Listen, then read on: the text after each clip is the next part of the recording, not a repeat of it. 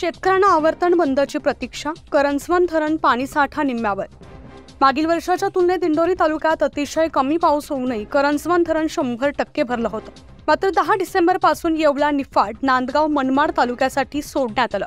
आवर्तन 32 दिवसांपासून चालू असल्यामुळे धरणातील पाणीसाठा 55% निम्म्यावर आलाय। कडक उन्हाळा व दुष्काळजन्य परिस्थितीचा विचार तसेच स्थानिक शेतकऱ्यांचा व पिण्याच्या पाण्याचा विचार करता धरणातून सोडलेलं पाणी त्वरित बंद करण्यात यावं, यासाठी महाराष्ट्र विधानसभा उपाध्यक्ष नरहरी झिरवाळ यांनी पुढाकार घेऊन तसेच माजी आमदारांनी याबाबत त्वरित लक्ष देण्याची गरज असून तालुक्यातील स्थानिक जनतेला न्याय द्यावा अशी मागणी तालुक्यातील शेतकरी व नागरिक करत आहेत। न्यूज 15 मराठीसाठी प्रतिनिधी बापू चव्हाण, नाशिक।